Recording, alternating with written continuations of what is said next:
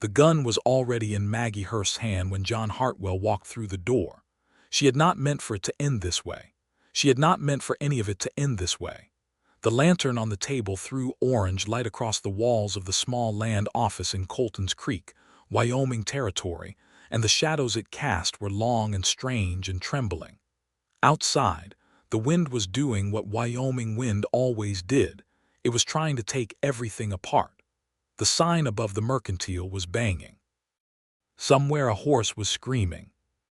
And Maggie was standing behind a desk that did not belong to her, holding a ledger that proved everything she had suspected, and pointing a Colt single-action army revolver at the one man in this territory she had not wanted to suspect. "Put it down," John said. His voice was very quiet. That was the thing about John Hartwell. He was always quietest when things were most dangerous. She had learned that about him.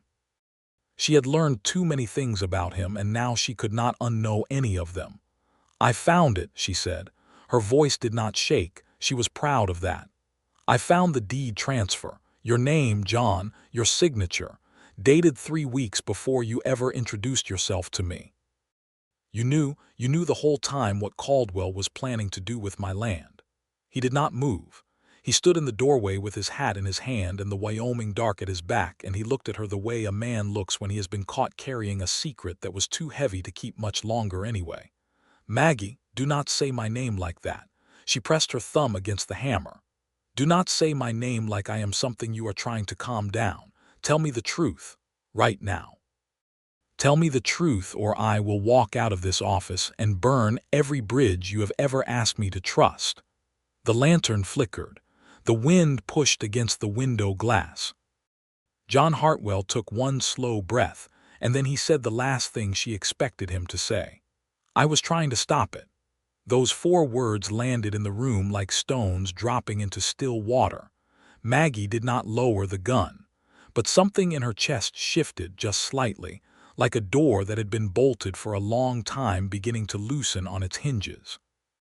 And because she needed to understand, because understanding had always been the thing she came west for, the thing she had staked her entire life on, she kept standing there, and she kept listening. And the story of how they had arrived at this terrible, beautiful, impossible moment began to unspool in the flickering orange light. It had started 8 months ago, in Philadelphia. Maggie Hurst was 26 years old in the spring of 1882, which meant she was old enough to know exactly what people thought when they looked at her, and young enough to still care what they thought, and angry enough about caring to do something drastic about it. She was the daughter of Elias Hurst, who had been a surveyor and a dreamer and a man who died with his boots on, not in any romantic sense, but literally, of a fever that should not have killed him but did, because the doctor they could afford was not a very good doctor. Before he died, Elias Hurst had done one significant thing for his daughter. He had filed a land claim in the Wyoming Territory, 160 acres of high plains grassland along the fork of the Sweetwater River, under the Homestead Act of 1862. He had never gone to prove it up himself. He had planned to go the following spring. The fever had other plans. When the claim passed to Maggie, every person she knew in Philadelphia had an opinion about what she should do with it. Her mother's sister, Aunt Ruth, thought she should sell it immediately to one of the land companies that were buying up Western claims and paying decent money for them.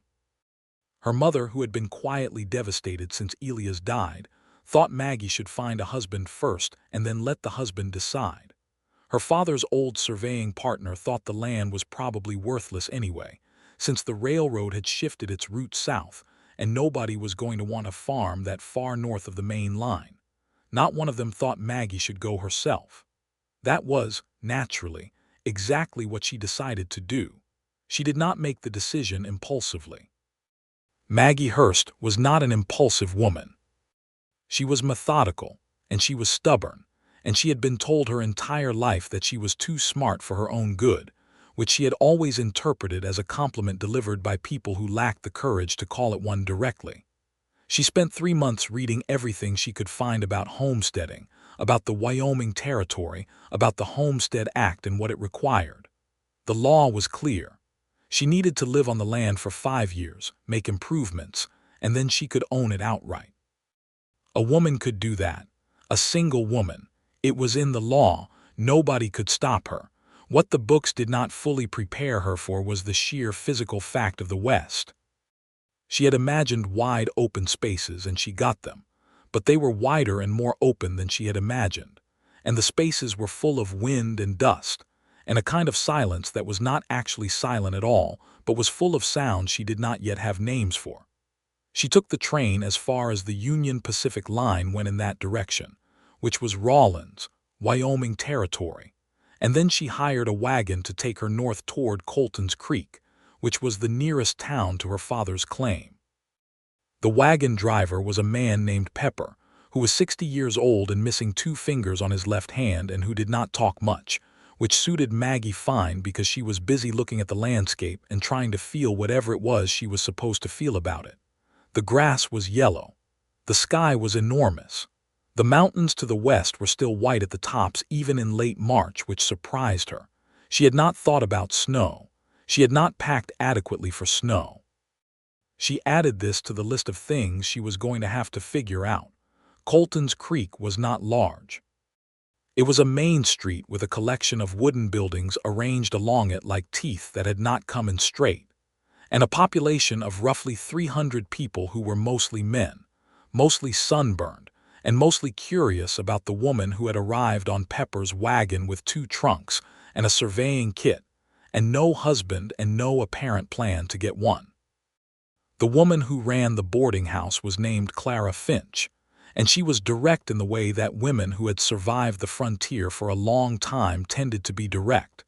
She looked Maggie up and down on the front porch and said, "You're either very brave or very foolish, and I suppose time will tell which." "My father always said those 2 things were the same," Maggie said. Clara Finch smiled at that. It was the beginning of a friendship. The land itself, when Maggie first saw it, nearly broke her resolve. It was not what she had imagined when she pictured a homestead. She had imagined something already partial, some evidence that the land wanted to be farmed.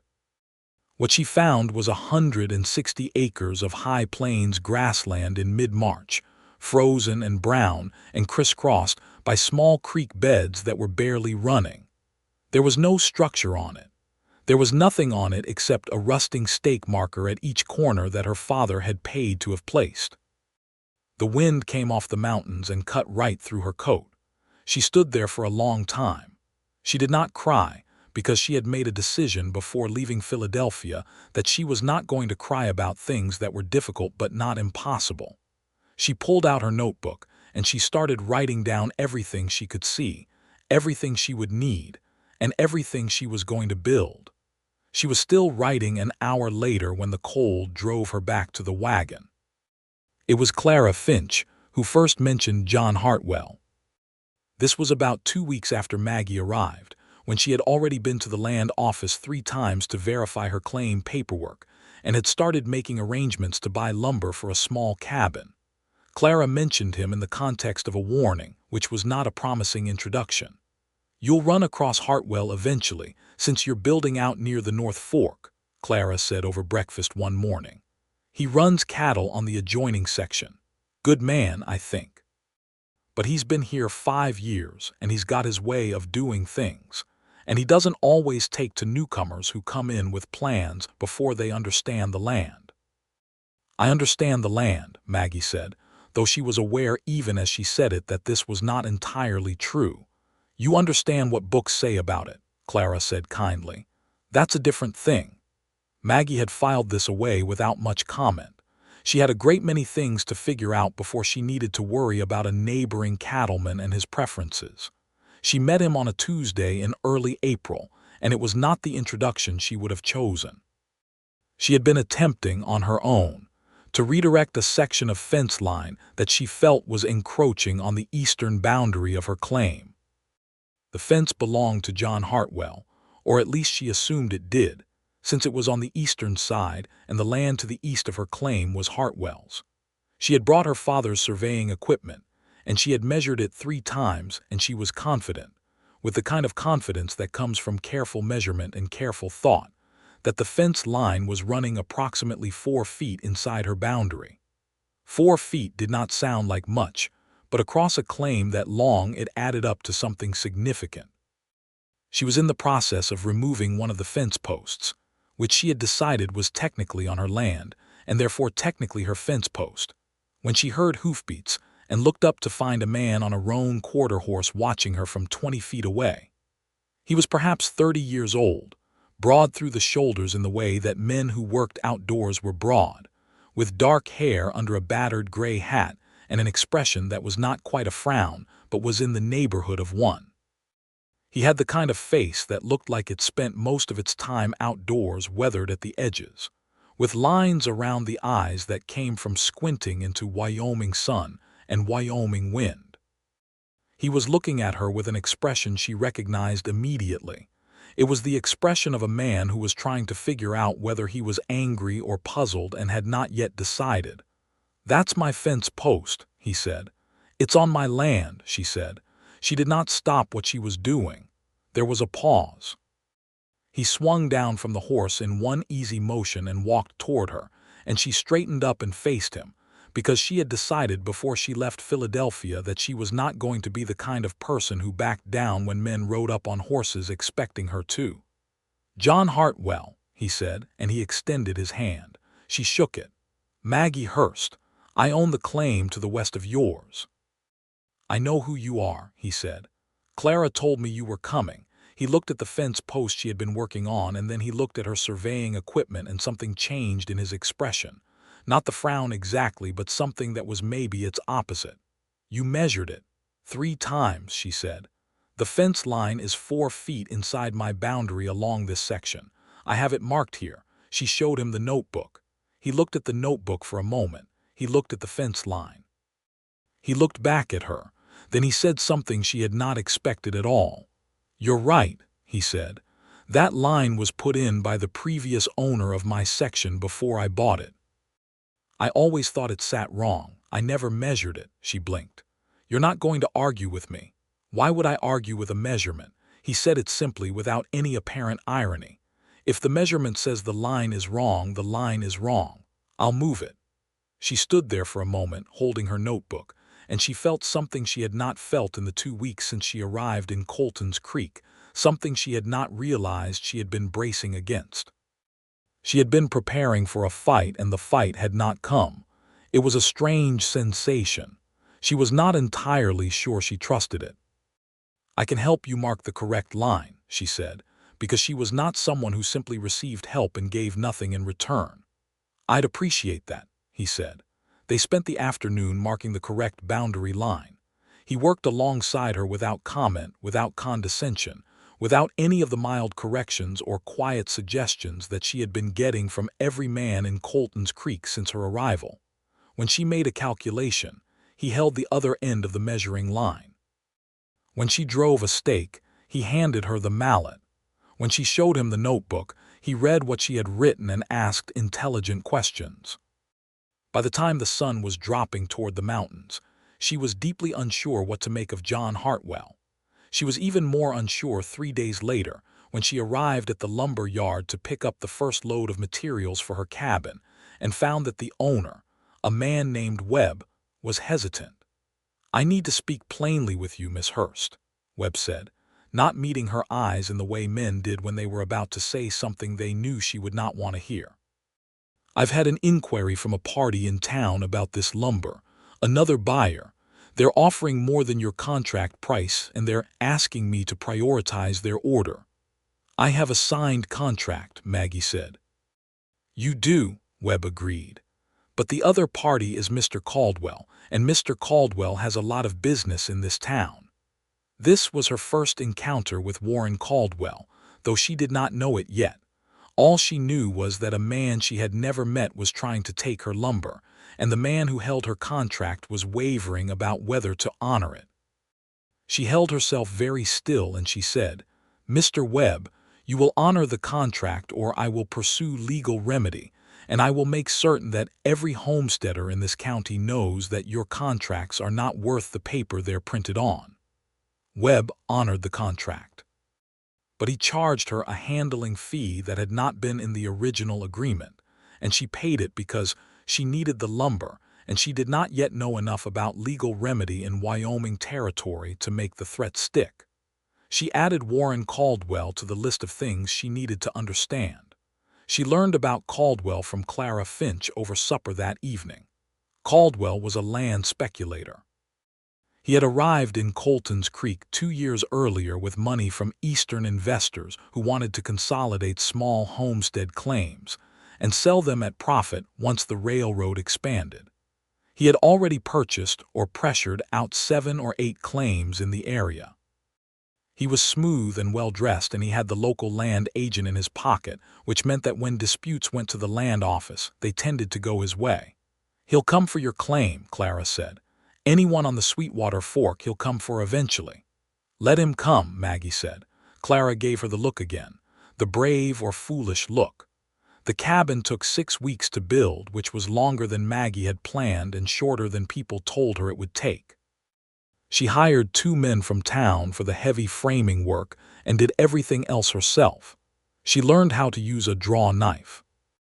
She learned how to chink logs, because she had started with a timber frame, and the experienced homesteaders around her suggested she would be warmer with logs, and she was not too proud to change her plans when the evidence supported it.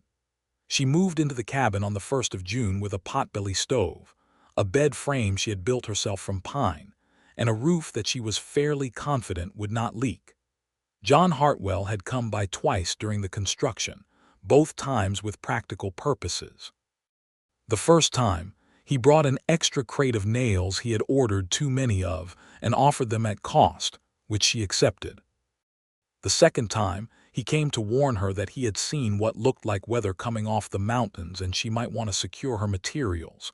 She had already secured them, because she had been watching the same sky, but she thanked him and he nodded and rode back to his side of the boundary line. She found herself thinking about him more than made sense. She analyzed this carefully, because she analyzed everything carefully. He was her nearest neighbor. It was practical to think about a nearest neighbor. He had been twice helpful and not once condescending, which was statistically unusual in her experience. His fence had been in the wrong place, and he had simply moved it, which was either a mark of character or a calculated gesture, and she was not yet sure which. She decided to table the question and focus on what she had come west to do. June in Wyoming was beautiful in a way she had not anticipated. The high plains bloomed in ways she had not read about in any of her books. There was a particular quality of light in the long evenings that she did not have adequate words for, something to do with the way the sun sat low for a long time before it finally went down, and the way the grass moved in the wind, and the way the mountains looked like they had been painted in purple and orange, and a shade of blue that did not have a name. She was not a sentimental woman, but she found herself sitting on the small porch she had built on the south side of the cabin some evenings, just watching it, and feeling something quiet in her chest that she did not entirely know what to call. She had planted a kitchen garden. She had begun the process of breaking ground on a small crop field, which was brutal work on sod that had never been turned, and she had developed muscles in her arms and shoulders that she had not previously known she possessed. She had established herself at the land office as someone who was paying attention to her paperwork, and who was not going to be easily confused by complicated language. She had made 2 friends in town, Clara Finch, and a schoolteacher named Nell Patterson, who had come west from Ohio 4 years ago, and who understood, at a fundamental level, what it meant to make a life in a place that had not been designed to accommodate you. Warren Caldwell came to call in late June. He arrived at her cabin on a Sunday afternoon, which she suspected was calculated. She was in the garden when she heard the horse, and she stood up and watched him come down the track from the road. He was perhaps 45, with silver at the temples and the kind of careful grooming that said he worked hard at appearing relaxed. His horse was too fine for the country. He smiled at her from the saddle with the practiced ease of a man who had spent a long time learning how to seem trustworthy. "Miss Hurst," he said, "I'm Warren Caldwell. I believe you've heard of me." "I have," she said. She did not invite him to dismount. She kept her hands loose at her sides, and she watched him the way she had learned to watch things that might be dangerous. He dismounted anyway, which she had expected. He told her he was there to discuss a business proposition. He had investors who were very interested in the North Fork property along the Sweetwater. He could offer her twice the assessed value of her claim, plus compensation for her improvements. She told him she was not interested. He nodded in the way of a man who had expected this answer and had a plan for it. He explained that the area was going to change considerably when the railroad expansion went through. That individual homesteaders were going to find it very difficult to compete with consolidated operations. That she was a young woman alone in a demanding environment, and he was offering her a very comfortable alternative. She told him that she was aware of the railroad expansion, that she had already spoken with the county land surveyor about it, that it was not going to change the viability of her claim in the way he was implying, and that she was still not interested. He left smiling, which was more alarming than if he had left angry. She went straight to Clara Finch's and told her everything, and Clara confirmed that the smile was in fact alarming, because Caldwell only smiled when he had a plan he was not yet showing. It was the next week that John Hartwell came to her cabin at an unusual hour.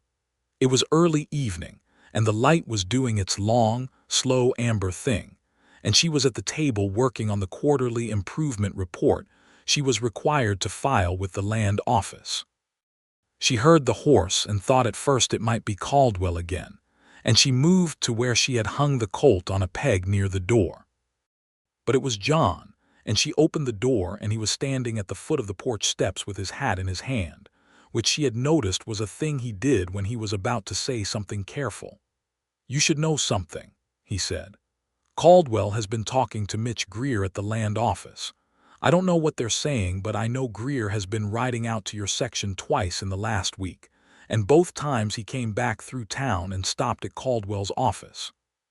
She felt the familiar cold clarity settle over her. What would Greer be looking for?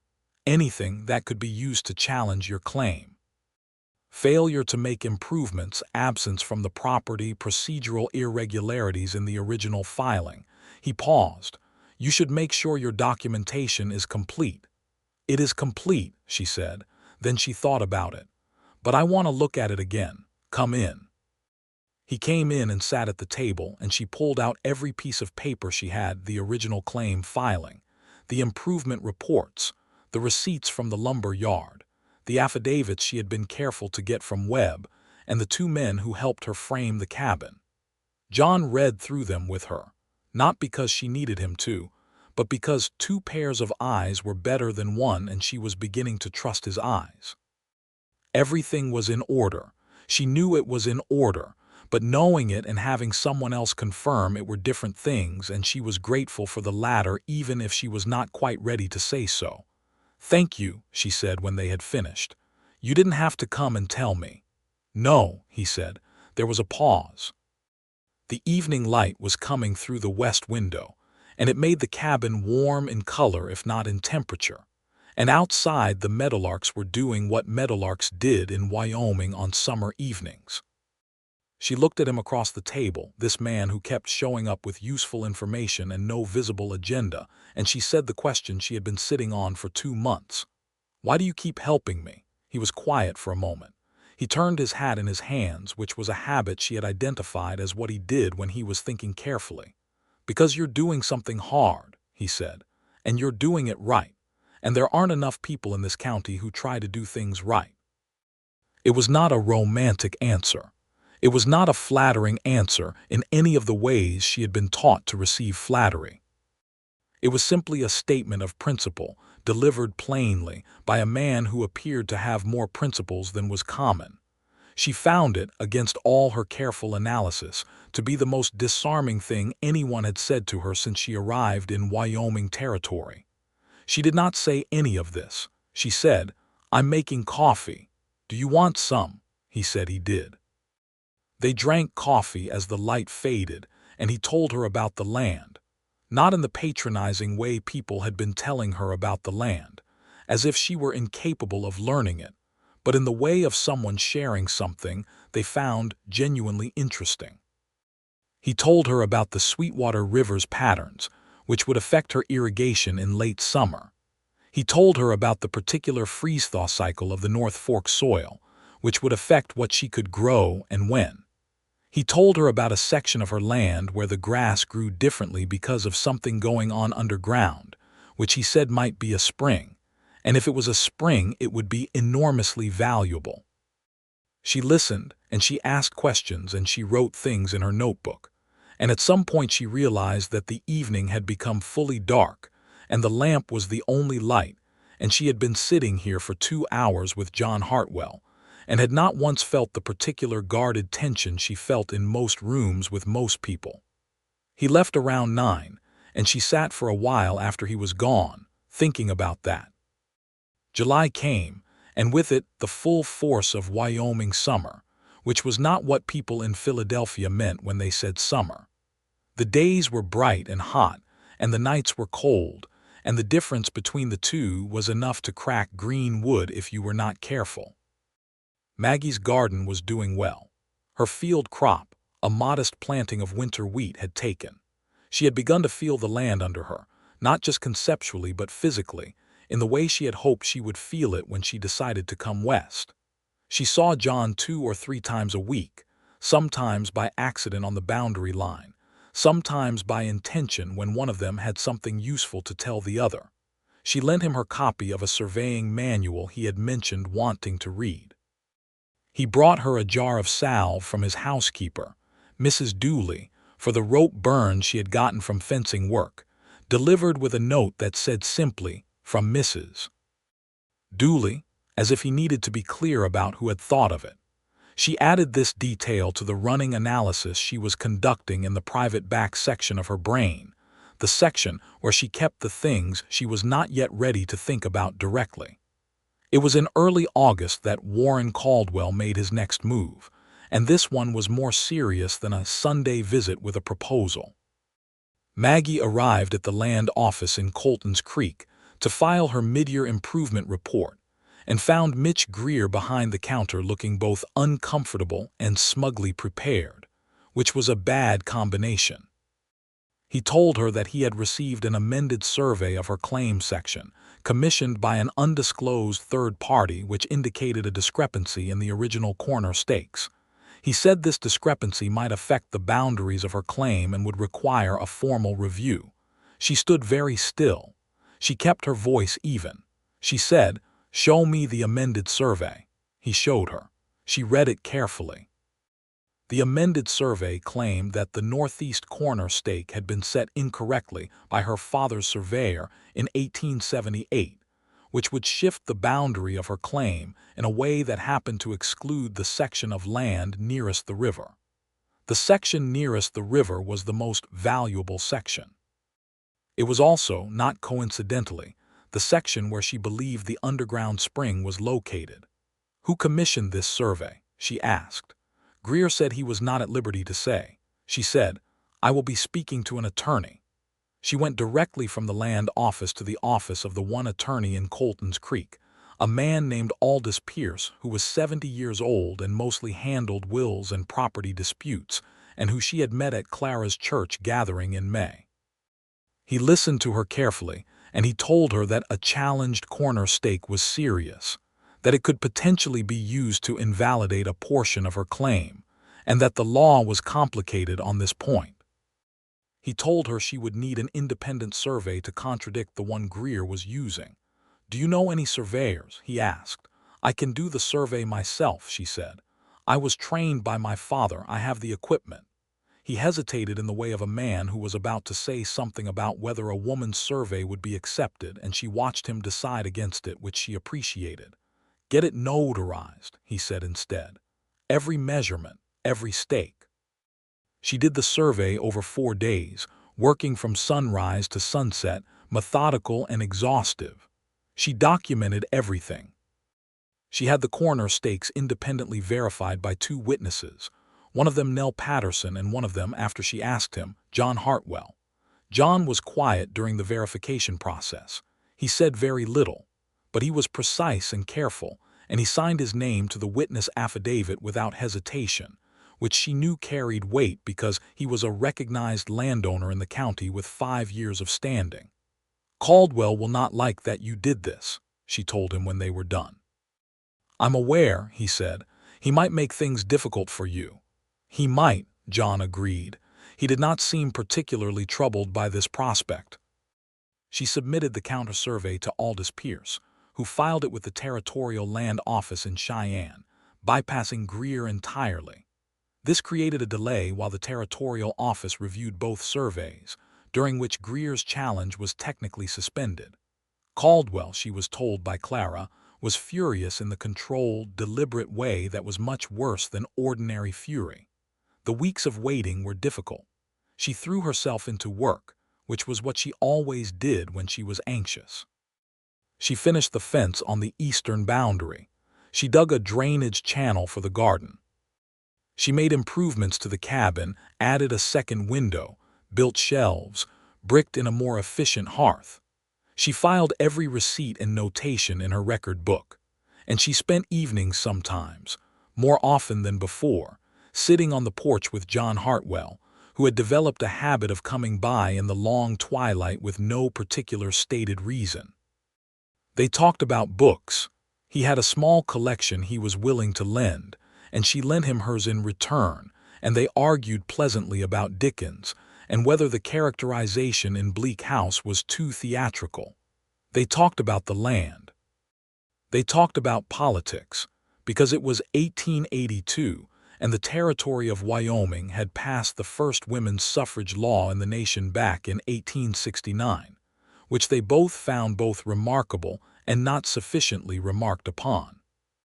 They talked about their families. She told him about Elias Hurst, the dreamer surveyor, and he told her about a father who had been a Virginia farmer before the war, and how the war had taken the farm and the family east to Ohio, and how he had come west at 22 because he needed somewhere to build something that was his own. It was the first time either of them had said anything that personal to the other, and the silence that followed it had a quality she recognized. She had read about that quality in books, but she had not previously experienced it. She was aware of her own heartbeat in a way that was both inconvenient and interesting. "You miss Virginia?" she asked, because it was easier to ask about Virginia than to acknowledge what was happening in the air between them. "Sometimes," he said. "Mostly I miss a version of things that doesn't exist anymore. That's different from missing a place." She thought about Philadelphia, about the woman she had been there, about the careful constraints of a life that had been designed to keep her safe and small. She thought about how much of it she did not miss at all. "I know what you mean," she said. September brought the first cold, and with it, from Cheyenne, a ruling. The Territorial Land Office had reviewed both surveys and had issued a preliminary finding in Maggie's favor. Her corner stakes were confirmed as valid. The challenge survey, they noted, had been commissioned by an anonymous party and contained what appeared to be a deliberate misreading of the original benchmark markers. The challenge was dismissed. She stood in Aldous Pierce's office reading the letter and felt something unlock in her ribs, something she had not realized she had been holding clenched since August. She was steady enough. She was not a woman who fell apart when things went her way any more than she fell apart when they went against her. But her eyes stung just briefly, and she pressed the paper flat on Pierce's desk and breathed. "It's not over," Pierce warned her. "Caldwell will try something else." "He will," she agreed. "But not today." She walked out of Pierce's office into the blue September air of Colton's Creek and stood on the wooden sidewalk and thought about the 160 acres along the Sweetwater that were hers by law and by effort and by her father's dream. And she felt, for the first time since she had arrived in Wyoming Territory, absolutely certain that she was going to keep them. She went to find John to tell him the ruling, and she found him at the livery stable, and when she told him, he looked at her and then, very deliberately, he smiled. It was not a small smile. It changed his whole face in a way she found it difficult to look at directly, and she looked at it anyway because she had never been someone who avoided difficult things. "I want to buy you supper," she said, "to thank you for the affidavit." "You don't have to thank me for that," he said.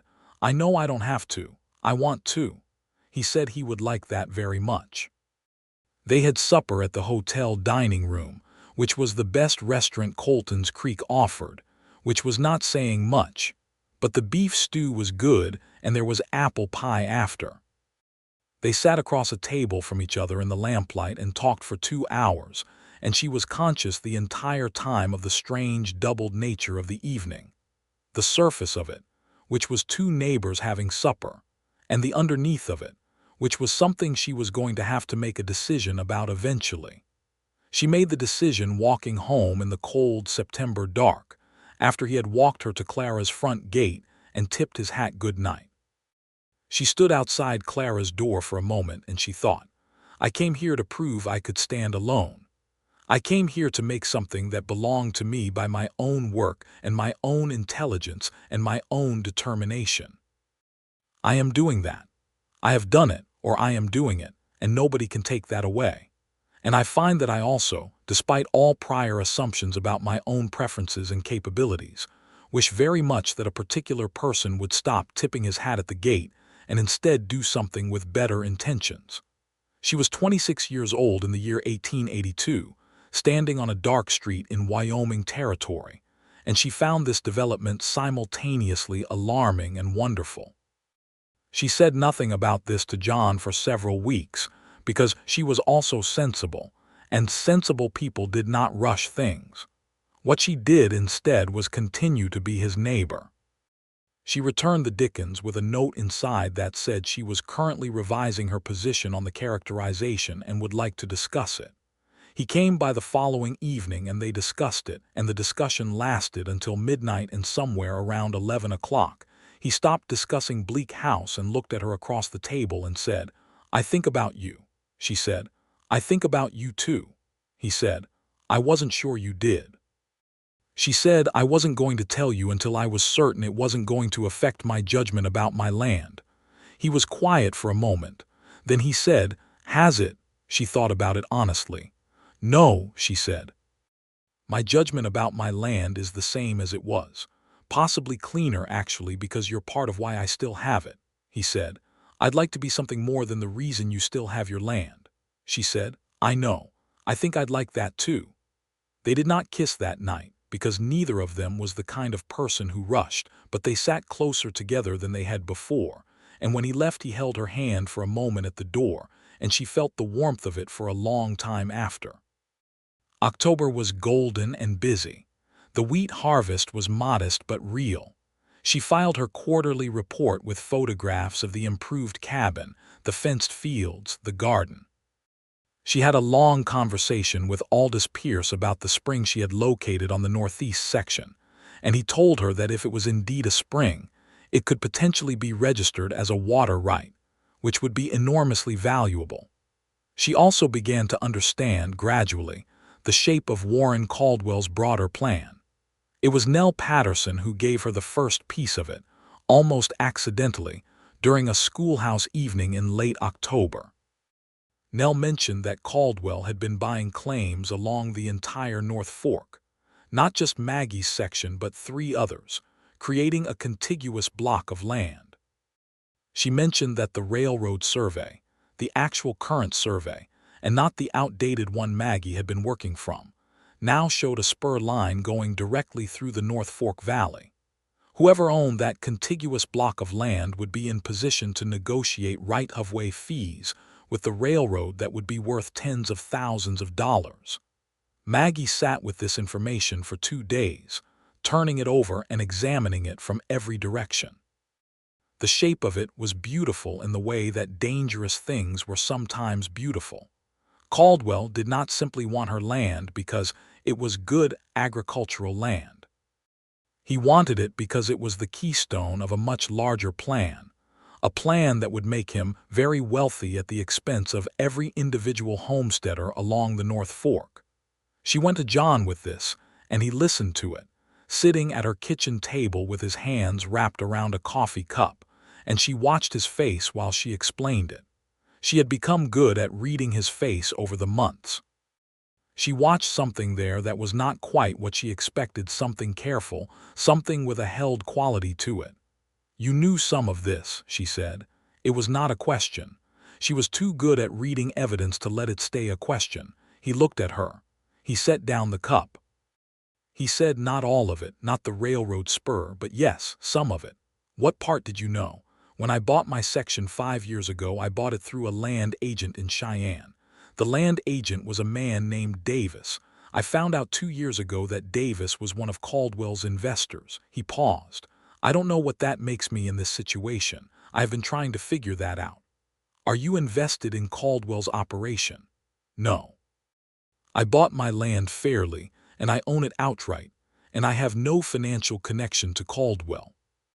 But the land agent who sold it to me did, and I don't know what Davis told Caldwell about the section I bought, or what kind of arrangement they may have had that I wasn't party to." She thought about this carefully. She thought about the 5 months of evenings on the porch, the fence post, the affidavit. She thought about the shape of his help, consistent, practical, never overreaching, never drawing attention. "Why didn't you tell me when you found out?" she asked. "Because I didn't know what I was in the middle of," he said. "And then you arrived and you were fighting Caldwell and I was helping you fight him, and it seemed—" He stopped. He looked directly at her. "It seemed like something that needed to be handled carefully. And then it became something where I cared too much about the outcome to think as clearly as I needed to." She sat with this. The lantern was burning between them. Outside, the first snow of the season was beginning to fall. She could hear the particular hush of it, the way sound changed when snow started. "Did Caldwell ever approach you?" she asked. "About your section?" "Yes," he said. "In the spring, before you arrived, he offered to buy. I refused." "Does he know you've been helping me?" "He knows. He sent a man to tell me I should reconsider my involvement." A pause. "I told him what he could do with his reconsideration." Despite everything, the corner of her mouth moved. She pressed it down, because this was not the moment. "And the deed transfer," she said. She had been building toward this the whole conversation. She had not known she had the piece until earlier that afternoon, when she had been in the land office to file a form and Greer had been away from the counter, and she had, in a moment of clear, cold decision, looked at the recent transfer filings. She had found a deed transfer for the parcel of land that had been Hester Glover's claim, to the northeast of Maggie's section. The deed had been transferred to an entity called the North Fork Land Company. And among the secondary names on the filing, a list of investors or interested parties that was standard practice in the territory, was John Hartwell. She had taken the ledger number, not the ledger, and she had gone back to her cabin and she had gotten the colt off the peg, because she had been frightened and frightened people did foolish things. And then she had gone to the land office that evening to look at the actual ledger, and she had been standing there with it when he walked through the door. She told him all of this now. She told him what she had found in the ledger. She told him what she had thought when she saw it.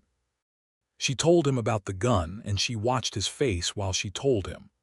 "I went to the land office tonight to explain the transfer to you," he said. "I should have told you as soon as I found out." He breathed out. "When Hester Glover decided to sell her claim, Caldwell moved fast. He put together the North Fork Land Company in a week. He went to every landowner on the fork and told them he was organizing a cooperative land holding, that it would protect them from railroad exploitation, that they'd all be shareholders." He leaned forward. "He listed names on that filing without full disclosure of what the company actually intended. I went to a single meeting. I asked questions. I didn't like the answers. I withdrew my name from the company in writing, but the filing had already been made with my name on it." "Can you prove you withdrew?" "I have the letter. I filed a copy with Aldous Pierce." He met her eyes. "Maggie, I have been trying to figure out how to tell you about this for 3 weeks.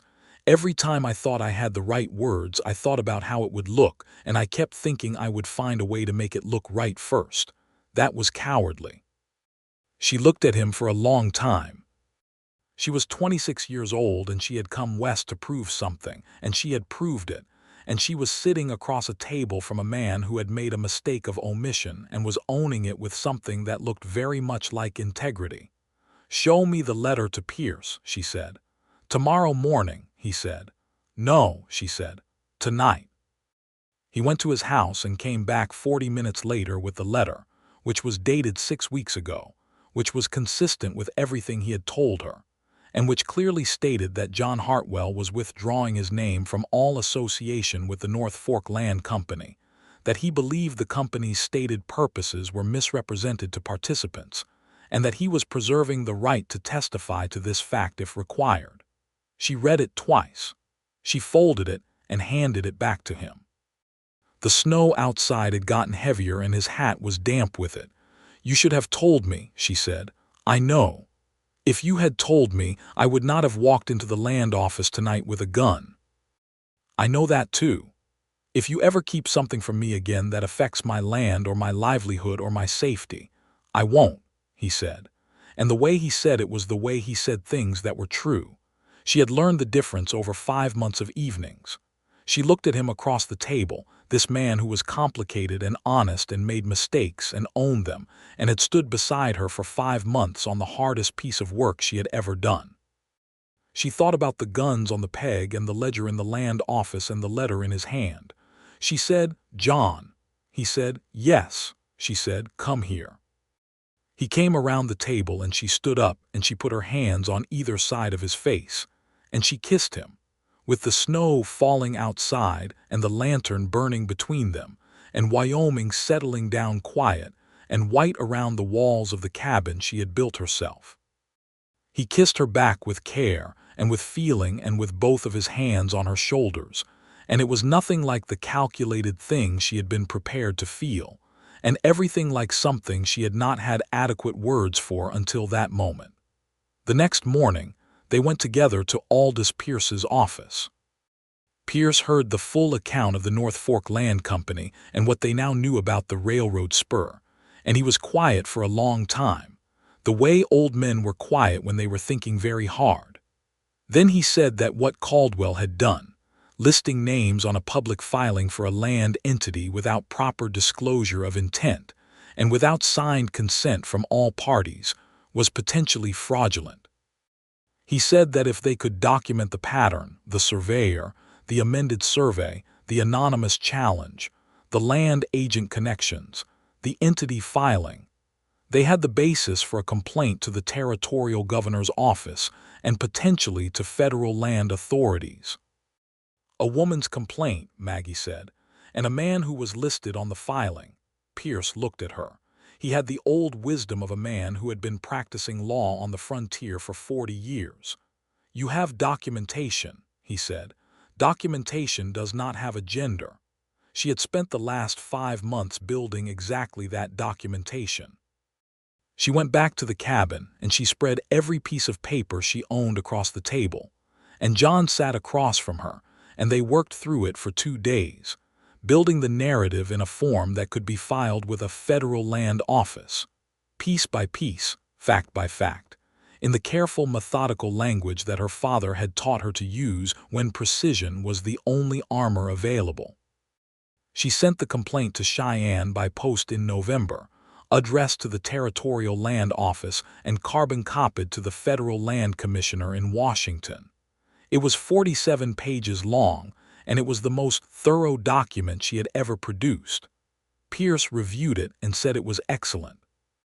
John read it and said nothing for a moment and then said, "Your father would be proud of this." She felt the sting behind her eyes again, the same one as the day of the ruling, and she let it be there and did not apologize for it. What happened in December was not the immediate vindication of everything in the complaint.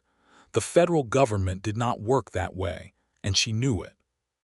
What happened was that a federal inspector was dispatched to Colton's Creek, which sent Warren Caldwell into a controlled but perceptible panic, and which led to Mitch Greer resigning from the land office before the inspector arrived, which was itself a form of confession.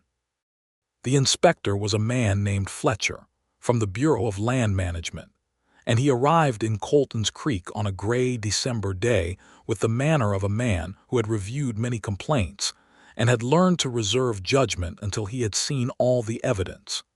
He met with Maggie in Pierce's office, and he read through the documentation, and he asked precise questions, and she answered every one. He also met with John, separately, and John provided the withdrawal letter and the testimony about the land agent Davis and what he knew about the initial Caldwell contacts. This testimony was significant because John was a well-established landowner with clean records and no interest in the railroad scheme, which made him a credible independent witness. Fletcher's formal report went to Cheyenne in January. The report confirmed multiple instances of fraudulent activity associated with the North Fork Land Company and with the conduct of Mitch Greer as land agent. It recommended federal review of the company's charter and the cancellation of several claim transfers that had been made under fraudulent misrepresentation. Warren Caldwell did not wait for the outcome. He left Colton's Creek in February with whatever he could convert to cash, which was a considerable amount but considerably less than he had planned on. The North Fork Land Company was dissolved. The claim transfers were reviewed. 2 of them were reversed, restoring land to homesteaders who had been pressured out under false pretenses. The Hester Glover claim was handled separately because Hester had signed a contract, but even her case was reviewed, and she received a settlement from the federal enforcement action against Caldwell's assets. Maggie's claim was never in doubt after Fletcher's report. It was confirmed, fully and absolutely, in all 160 acres, including the northeast section with the underground spring, which her father had surveyed and staked, and which she had defended with 47 pages of documentation and 5 months of careful work. She stood on her land in February, in snow that was ankle-deep and blue-shadowed in the morning light, and she thought about Elias Hurst, who had dreamed of this place and never seen it. She thought about the woman who had left Philadelphia in March with 2 trunks and a surveying kit and a determination to prove something. She thought about what she had proved and what else she had found in the process of proving it. John came up beside her. He had been giving her a moment, which was something he was good at, giving her moments, and then being there when the moment was over. "It's yours," he said. "It's mine," she agreed.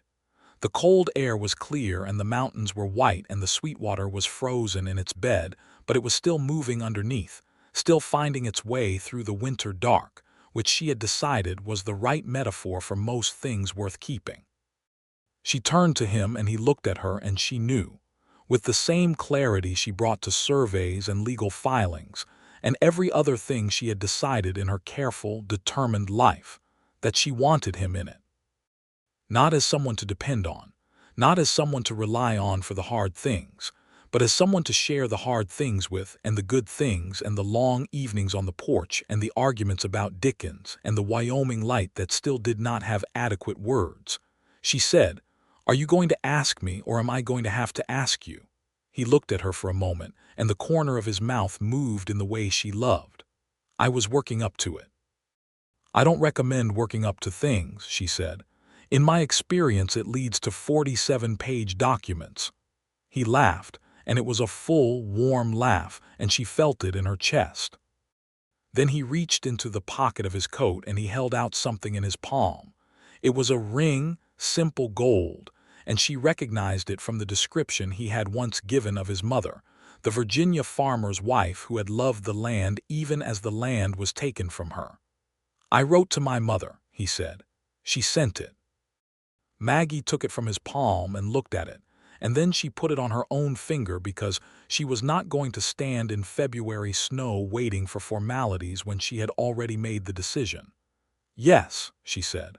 "Obviously, yes."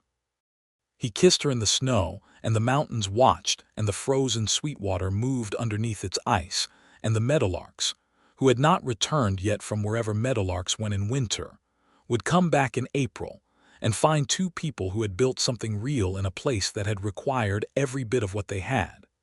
They were married in March, exactly 1 year after Maggie Hurst first rode into Colton's Creek on Pepper's wagon.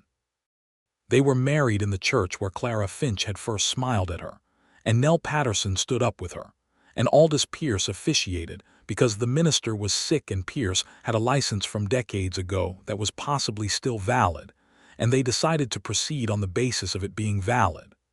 The cabin was going to be too small for 2 people and they both knew it, but that was a problem for the spring, and they were both very good at solving problems in spring.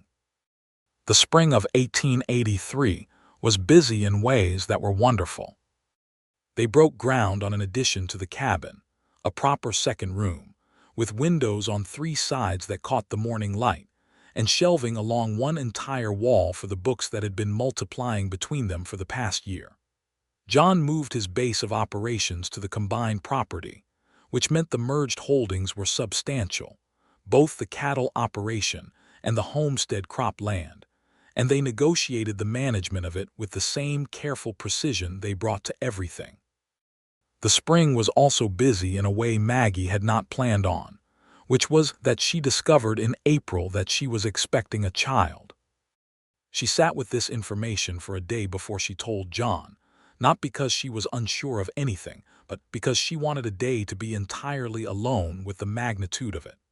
To think about Elias Hurst, who had dreamed of land in Wyoming and left her the seed of it. To think about what it meant to be building something that would outlast her own proving. When she told John, he was quiet in the way he was quiet about things that meant more than ordinary things. He was standing in the new room they had just finished framing, surrounded by sawdust, and she told him and he set down what he was holding, and he took her hands and he did not say anything for a long moment. "Are you all right?" he asked. "I am very all right," she said. "I just wanted you to know." He brought her hands up and pressed them against his chest, above his heart, the way she had only seen him do once before, the night after Fletcher's report came through and they had sat on the porch in the cold and said very little and been entirely sufficient company for each other. "I am very glad you came west," he said. "So am I," she said, "though it wasn't to find you." "I know," he said. "And I would have been fine without you," she said. "I want you to understand that." "I do understand that," he said. "It's one of the things I love most about you." She squeezed his hands. Outside, in the early Wyoming spring, the meadowlarks had returned, and the Sweetwater was running clear and full with snowmelt, and the grass on her 160 acres was beginning to come up green in the way she had not believed it would when she first stood here in March of the previous year and saw only brown and frost. The underground spring, which they had formally registered as a water right in January, was flowing at the northeast corner, reliable as a promise. Their son was born in late November of 1883. They named him Elias John Hartwell, and he arrived on a Sunday evening with a Wyoming blizzard going on outside that Maggie had decided was entirely on theme. The local doctor, who was a much better doctor than the one who had failed Elias Hurst, pronounced the boy healthy and loud, which he demonstrated immediately to everyone's satisfaction. Clara Finch, who had come out to the homestead to help, held the baby and cried happily, which she later denied. Maggie held her son in the lamplight while the blizzard raged outside and the cabin was warm, genuinely warm now with the properly bricked hearth and the good wood she had laid in since September, and she thought about proof. She had come west to prove she could stand alone. She had proved it, carefully and methodically, in 47 pages of documentation, and 5 months of fence mending and measurement and determination. She had stood alone and found that standing alone was real, and that it changed nothing about her when she chose to stand beside someone. She looked at John, who was sitting on the edge of the bed watching her and their son with the expression that had no adequate words, and she thought that this was what she had not known to account for. Not the love she had known people fell in love. That was not the surprise.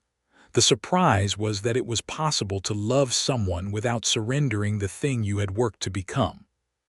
That the right person did not require that surrender. That John Hartwell had spent a year standing beside her without ever once suggesting she would be better off standing behind him. She thought about the gun on the peg, and the land office with the ledger, and the moment she had pointed the gun at the person she loved most because she was afraid of betrayal. And she thought about how he had said I was trying to stop it, and how those 4 words had been the truest thing she needed to hear, and how she had been smart enough, finally, to lower the gun and listen. The baby made a sound of such profound small authority that both of them laughed, which woke him properly, and they spent the next hour taking turns in the lamplight, learning the weight of him, while the blizzard blew itself out and Wyoming settled back into cold, silent, starlit dark. In the spring of 1884, the railroad spur came through the North Fork Valley, as anticipated. Because Caldwell was gone and the North Fork Land Company was dissolved, the railroad was required to negotiate right-of-way fees with individual landowners along the route. Maggie negotiated hers with the railroad agent with the same calm, methodical precision she brought to everything, and the fee was substantial, and she put it into a trust account at the Rawlins Bank that she opened in her own name. John negotiated his own fees separately for his section, and he was very good at it. They compared notes over supper that evening and found that together they had negotiated more than either of the 2 largest landholders on the northern route, because they had each prepared independently and come to the table knowing exactly what their land was worth. And there was no power in the world quite like a person who knew exactly what something was worth and was not afraid to say so. The justice of it, Maggie thought, was in the fact that the plan that had been designed to steal from the small homesteaders along the North Fork had instead, because those homesteaders were still there, created the very value that Caldwell had predicted. The railroad money went to the people who had actually built the thing he had tried to take from them.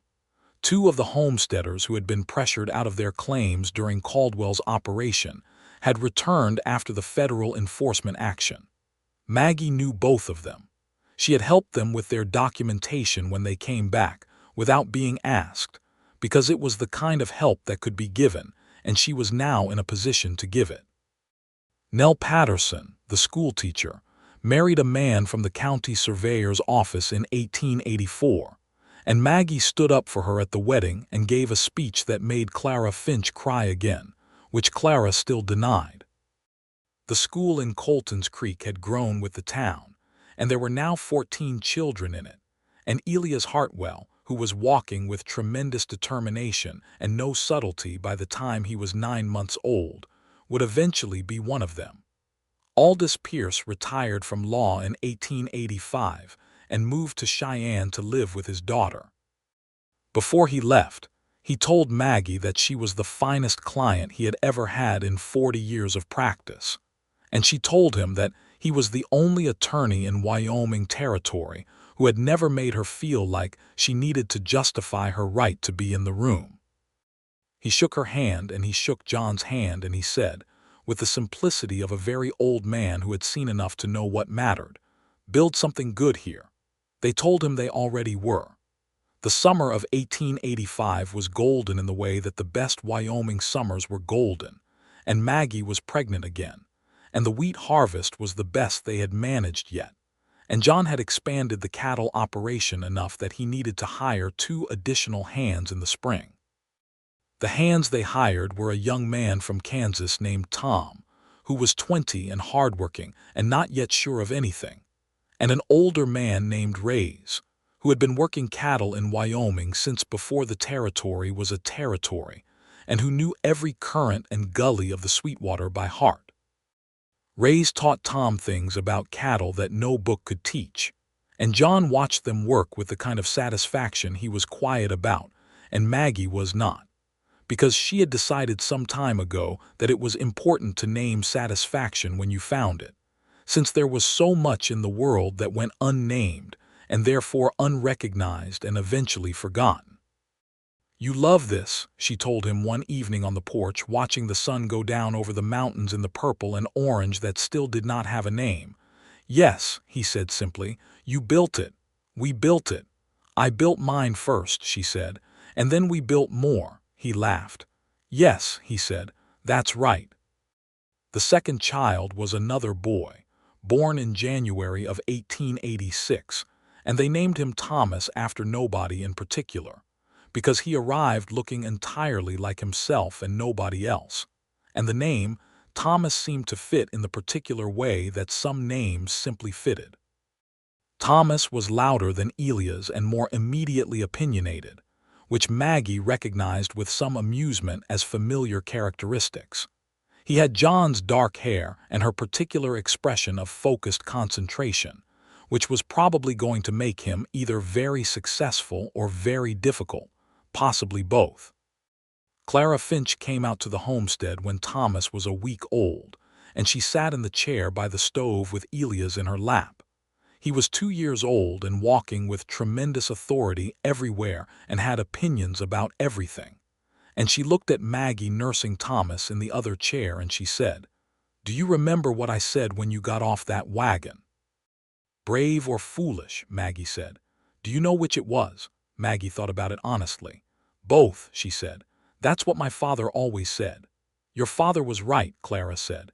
She smoothed Elias' hair and he looked up at her with John's quiet eyes and then went back to examining the button he had found somewhere and was studying with great seriousness. He would have loved to see this. Maggie felt the familiar sting, less sharp now, worn smooth by time the Way River stones were worn smooth. "I think he did," she said. "I think he left me this land because he knew I was the one who would come." Outside the window, the January light was low and cold and beautiful. The Sweetwater was frozen again in its bed, running underneath. The meadowlarks would be back in April. The wheat would go in May. The cattle were wintered in the south pasture, and Rays had checked on them that morning and said they were fine. The addition to the cabin that they had built in '83 had been expanded again the previous summer, with a room for Elias that had a window facing east so he could see the first light, because he was the kind of child who woke early and needed something to look at. John came in from outside with snow on his hat and the cold air coming in with him, and Elias said "Papa" with such conviction that the words seemed to have physical weight, and John picked him up and the button was immediately the subject of a shared investigation, and Maggie watched them and thought, "This is the proof. This is what I came west to prove, though I didn't know the whole of it when I came, that I could build something that was mine by my own hand and my own mind, that I could defend it, that I could be the person I believed I was even when the whole territory seemed to be arranged against the idea. And that none of that was diminished, not one particle of it, by the man standing in the lamplight with snow on his hat, holding our son, who has never once asked me to be less than what I am." She looked at John over Elias' head, and he looked back at her with the expression that still had no adequate words, and she smiled at him, and he smiled at her, and Thomas made a sound of absolute contentment in her arms, and the Wyoming winter pressed against the windows of the house they had built on the land her father had dreamed about, and everything that had needed to be built was built, and everything that had needed to be proved was proved, and everything that had needed to be healed was healed. And outside in the cold blue silence, the frozen Sweetwater ran on underneath the ice, finding its way through the dark, which was what water did and what people did when they were going somewhere worth going. In the years that followed, the homestead grew into something that had permanence to it, the kind that settles into the soil and becomes part of the landscape itself. The cabin became a house, properly speaking, with a kitchen separate from the main room and a porch that wrapped around 2 sides and collected the afternoon light. The shelves that ran along the wall of the reading room filled twice over, and then a third time, and eventually there were books stacked sideways on top of books, and Maggie told John they were going to need another shelf, and he told her they were going to need another room, and they argued about this in the warm, engaged way they argued about most things, which was to say with full attention and genuine interest, and the understanding that the best answer would emerge from the argument itself. Elias started school in the fall of 1888, which was a significant year because Wyoming Territory became Wyoming State in 1890, and women's suffrage, which had been law in the territory since 1869, was written into the state constitution, and Maggie attended the celebration in Cheyenne with John and both boys. Elia's now 6 and Thomas now 4, and she stood in the crowd and felt something that was deep and wide and historical. She had voted in every election since arriving in Wyoming, as was her right under territorial law, and she had not taken this lightly. She had never taken it lightly. She thought about the women in Philadelphia, in every eastern city, who did not have this right and were fighting for it, and she felt the weight of that injustice clearly, as she always had. She wrote about it, in fact. She had begun writing articles for the Colton's Creek Courier in 1885, and by 1888 she was writing a monthly column about homesteading, land rights, and women's property law. The column was called simply The North Fork, and it was widely read, and she received letters from women across the territory and eventually across the country, from women who were trying to file claims and were being told informally that single women couldn't manage, from women who were in disputes with land agents and didn't know they had legal remedies. She answered the letters when she could, and she kept writing the column, because the 47 pages she had filed in November of 1882 had taught her that documentation and plain language were the most powerful tools available, and writing the column was a form of that. John read every column before she sent it and offered comments, most of which she incorporated, and some of which she did not, and they had the same argument about this roughly once a month, which was that his comments were sometimes useful and sometimes reflected a slightly more cautious view of what people were ready to hear, and she was not interested in writing for people who were not ready. She was interested in writing for people who needed to be told they were ready whether they knew it or not. He told her that was exactly right, and also that she was going to give him gray hair. She told him it suited him, and it did. Thomas started school 2 years after Elia's, and was immediately the most opinionated member of his class, which his teacher handled with a patience that Maggie appreciated and rewarded by donating a new set of encyclopedias to the school library. The spring of 1891 brought a particular morning that Maggie thought about for a long time afterward. She had gotten up before dawn, which she sometimes did when she needed to think, and she walked out to the northeast corner of the property where the spring ran. The spring had been running steadily for 8 years now, registered and protected as a water right, reliable as anything she had ever known. She stood at the edge of it in the early light, with the mountains going pink to the west and the meadowlarks beginning in the grass, and she thought about all the things she had come west to prove. She had proved them. She had proved every single one of them. She had stood on this land and defended it and built on it and made it her own, in the most complete and legal and documented sense. She had done it herself, and then she had done more with someone beside her, and the doing it herself part had not been undone by the more. It had been the foundation of the more. Without the woman who stood alone on frozen ground in March of 1882 and opened a notebook and started writing, there was no cabin, no 47 pages, no water right, no column, no Elias and Thomas in a house with a library wall, no standing here at the spring in the early light feeling the particular weight of a life that fit. She heard footsteps in the grass behind her. She did not need to turn around. John stood beside her and looked at the spring. He was 39 years old now, and his hair had some gray in it after all, just at the temples, and he had laugh lines that had deepened over 8 years of regular use. He had his hat in his hand. He always had his hat in his hand when he was about to say something careful, and she had known this for 9 years, and she still found it one of the most reliable and endearing things about him. Elias asked me this morning what a water right is, he said. What did you tell him? I told him to ask you, she laughed. Correct answer. He put his arm around her and she leaned into him, and they stood at the spring while the morning opened around them, while Wyoming did what Wyoming did, which was to be enormous and beautiful and indifferent to everything except what was true. Do you think your father knew? John asked. When he filed the claim, do you think he knew it would be you? She thought about Elias Hurst, the dreamer surveyor, the man who died with his boots on and left his daughter 160 acres and a surveying kit, and the example of a person who looked at land and saw possibility. "I think he knew I was the one who would want to," she said. "I think he left me the chance to prove it." John nodded. He was quiet for a moment. Then he said, "I think he would have liked me." "He would have measured your fence line first," she said.